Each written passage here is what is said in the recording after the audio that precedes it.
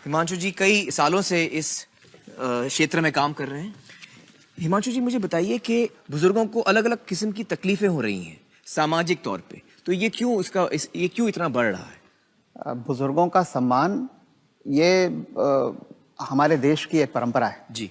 लेकिन जिंदगी इतनी ज्यादा तेज रफ्तार हो गई है कि अक्सर तकरीबन सभी केसेस में एक परवाह होती है, एक दिल में चाहत होती है, लेकिन जिंदगी की डिमांड्स ऐसी होती जा रही हैं कि उस चाहत को पूरा नहीं कर पाते। कोई भी आदमी जो आज काम करता है, सुबह 8 बजे घर से निकलना होता है, तब उस समय आपको जल्दी है काम पे जाने की। जब आप 8 बजे आ रहे हैं तो एक पत्नी है, बच्चे हैं, बाकी जिम्मेदारियां हैं, स्वयं के लिए समय है, तो एक लगातार जद्दोजहद है, आपको करना ही है।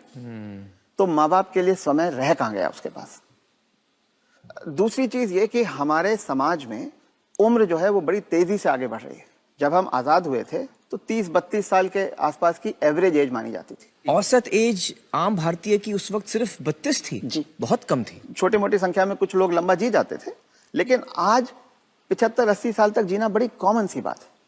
तो अब जो आदमी 75 का हो गया, उसने खुद अपनी लंबी उम्र की तैयारी ही नहीं करी, और जब उसने कोई तैयारी खुद नहीं करी है तो उसका परिवार या उसके समाज उनको कैसे तैयारी, वो कैसे तैयारी करेंगे। तो आपका ये कहने का मतलब है कि पहले तो शायद वो 60 साल तक जीता तो बहुत बड़ी बात थी, तो जब तक वो कमा रहा था वो जी रहा था, अब वो 80 साल तक जी रहा है। तो इसके जो परिणाम है वो भी इकोनॉमिक एंगल मुझे समझाइए।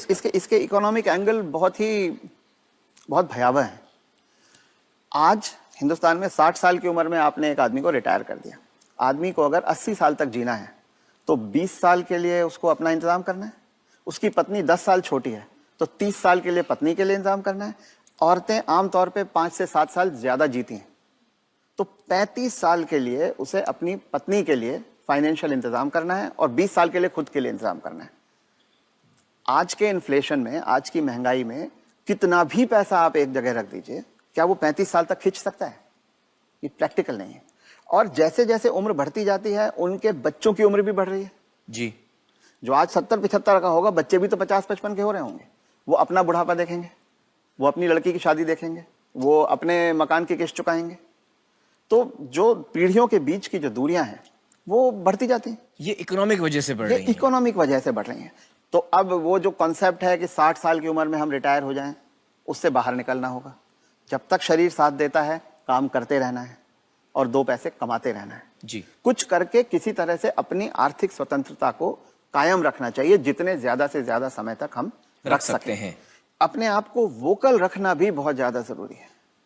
अगर मेरी परवाह मेरे परिवार वाले नहीं कर रहे हैं और अगर अड़ोसी पड़ोसी इस बात को जान जाएं, तो कोई भी बुजुर्ग कभी भी किसी परेशानी का सामना नहीं करता। क्योंकि तो चुप ना रहें। चुप रथ ना साहब रहें। ये कह रहे हैं कि चुप ना रहें। अगर आपके बच्चे आपके साथ व्यवहार ठीक नहीं कर रहे हैं सबको बताएं। तो आप सबको बताएं। जी। रथ साहब, बहुत सारे जो बुजुर्ग हैं हमारे समाज में, उन पे प्रेशर आता है बच्चों की तरफ से कि आपकी जो जायदाद है या जो घर है या जो प्रॉपर्टी है, जो कुछ भी आपके पास है, वो आप हमारे नाम कर दें। इस पे आप कुछ टिप्पणी देना चाहेंगे?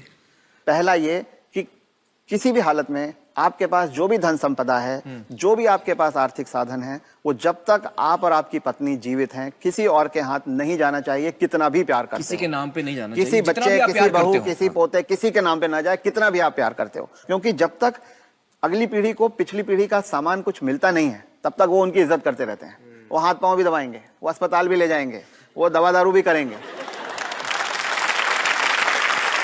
और वो ही माँ बाप सबसे ज्यादा सफर करते हैं जो अपने प्यार के कारण उमड़ते चले जाते हैं। मेरा बेटा, मेरी बेटी, मेरी बहू, मेरा पोता, जो ये मेरा मेरा करना जिसने शुरू किया, बस वहीं से उनके दुर्गति के दिन शुरू हो जाते हैं।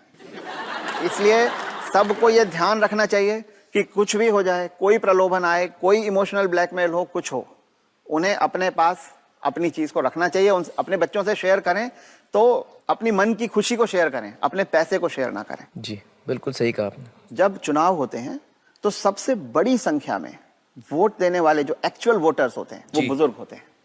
हाँ, कोई जाए ना जाए वोट देने के लिए, बुजुर्ग आदमी जरूर जाता है, लड़के जाता है, अपने आप को असर्ट करने के लिए जाता है। उसको रहता है मैं अपने परिवार में तो कुछ बोल नहीं पाता, चुनाव के समय मेरे पास एक सत्ता है, मैं उसका इस्तेमाल करूंगा।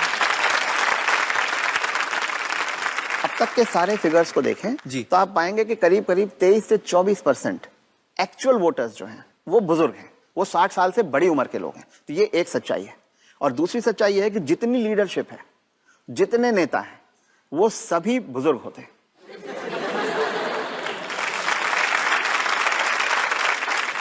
तो जब वोट देने वाले सबसे बड़ी संख्या में बुजुर्ग हैं और जो नेता हैं वो सब बुजुर्ग हैं, तब भी बुजुर्गों के लिए कोई भी कानून या कोई भी नीति नहीं बनाई जाती।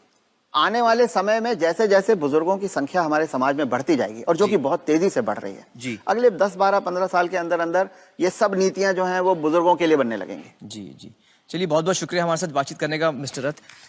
आपने बहुत ही अहम चीज़ों पे रोशनी